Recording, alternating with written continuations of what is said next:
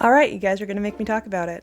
So, psilocybin is becoming legal in a lot of different places. And there are some do's and don'ts of how to use it.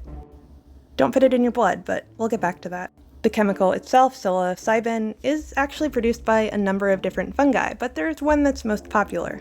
When used in moderation, there are relatively few negative outcomes, except if you have a family history of psychotic disorders like schizophrenia. It can actually be the trigger to bringing that condition about. There's also the risk with very heavy use that people can have ongoing psychotic problems that do not get better.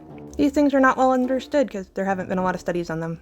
Back to the topic at hand. Amazingly, this has happened more than once, where somebody tried to take psilocybin tea and turn it into something of an injectable. The results were that fungus just grew in the person's blood. I don't know what the experience was for them mentally, but they ended up with organ failure. One person who did this perished. The other person spent 11 days in the hospital, 6 of which were in the ICU, and he had to continue taking antifungal medication for a long period after he left. You also do not want to inhale it. While the temperatures from smoking themselves will destroy the active compound, you may also irritate your lungs. And while I didn't find reports of the fungus itself growing in people's lungs, all sorts of stuff can. Heck, there's a frickin' tree who grew in someone's lungs. They inhaled the seed. So knowing that it's happy to grow in your blood, are you really sure you want to take the risk? The more you know.